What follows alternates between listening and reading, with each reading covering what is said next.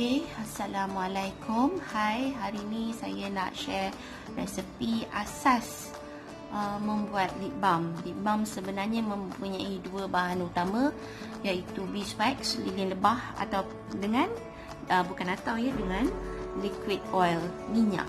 So minyak, apa saja minyak yang kita nak guna. Di sini saya guna fractionated coconut oil, dan lilin lebah yang saya guna kali ni adalah honey beeswax. Dia memang secara semula jadi dah memang ada flavor honey dia tersendiri, kerana ni adalah unrefined. Dan sekiranya anda ingin menggunakan resepi ni nak letak flavoring, anda boleh letak, tapi pastikan anda letak oil based flavoring yang selalunya kita guna untuk buat candy flavor. Dan kalau sekiranya kita ingin meletak warna, nak buat tinted lip balm contohnya, kita boleh guna oil base punya colouring juga for candy colour, ataupun kita boleh guna mica yang tersedia, tapi itu cuma hanya jadi tinted saja, belum betul-betul jadi lipstick. Sekiranya anda ingin jadikan dia kepada lipstick, anda harus letak titanium dioxide dan juga pewarna. Selalunya bahan-bahan pewarna adalah gabungan dye, mica, oxide serta carmine.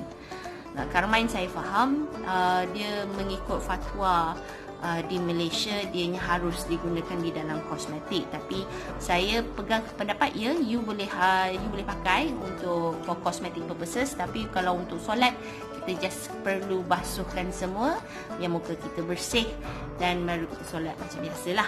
This is my thought and my opinion.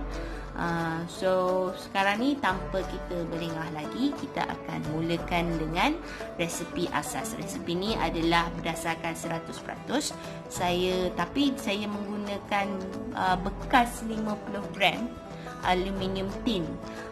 Sebenarnya anda boleh guna lip balm tube.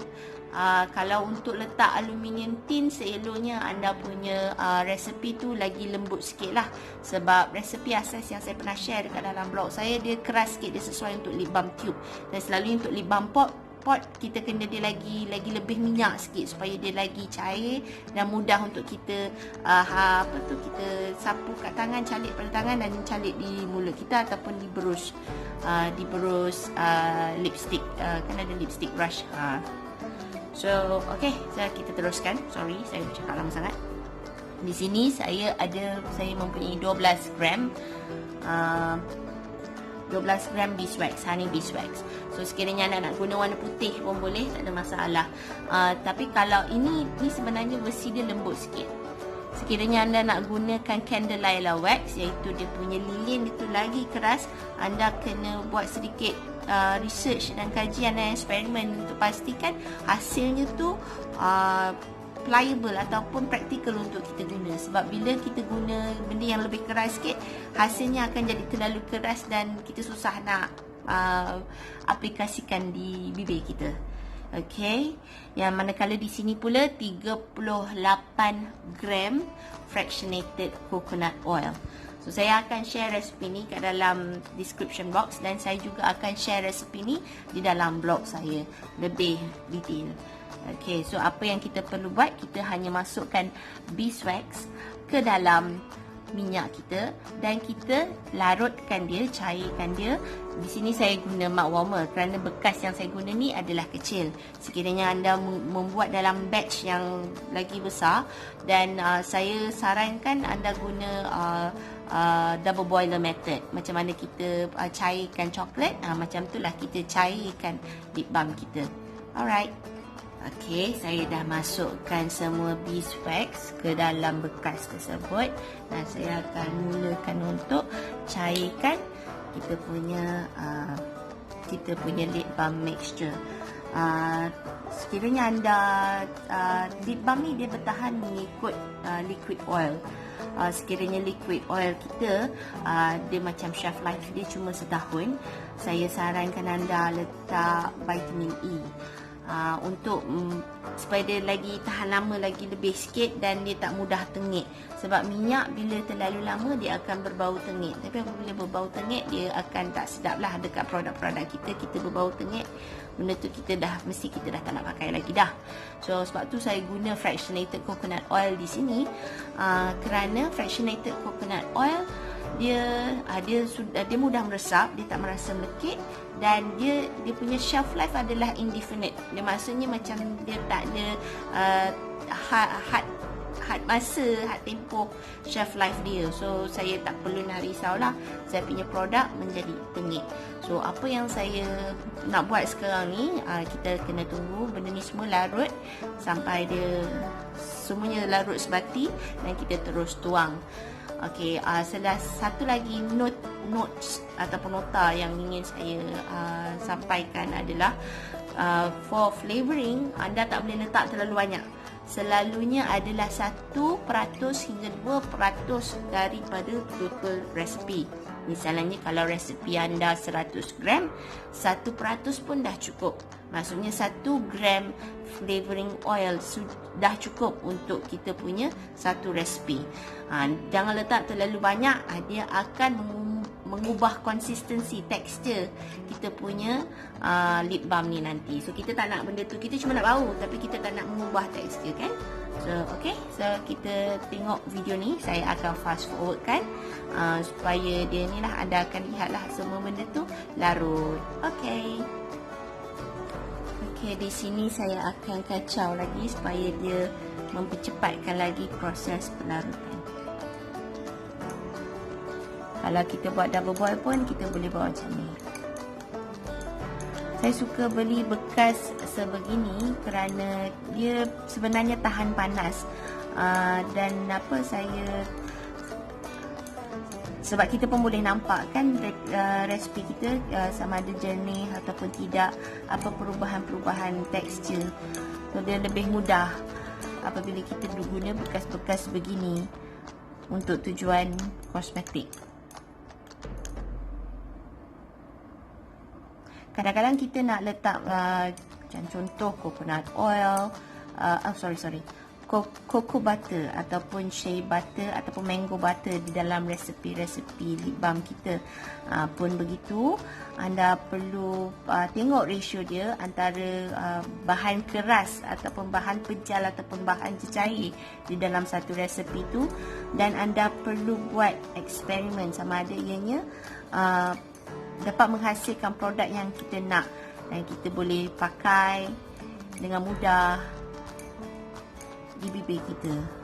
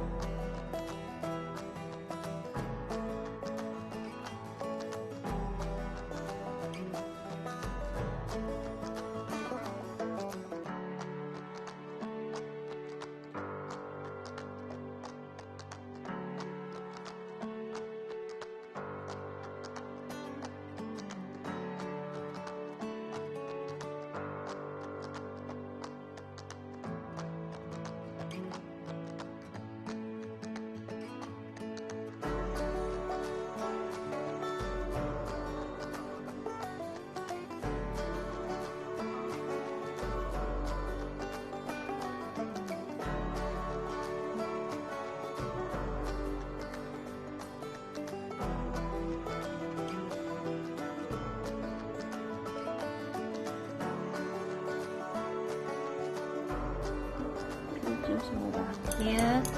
Okey, kita dah boleh tuang ke dalam bekas.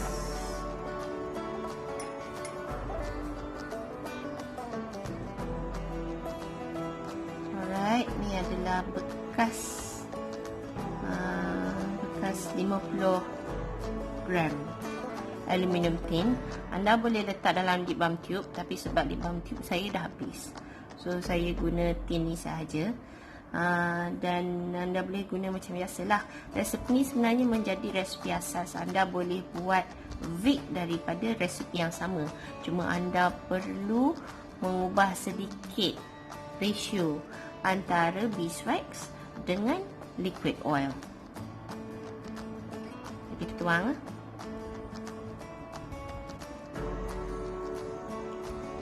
Okey. Dan dah siap.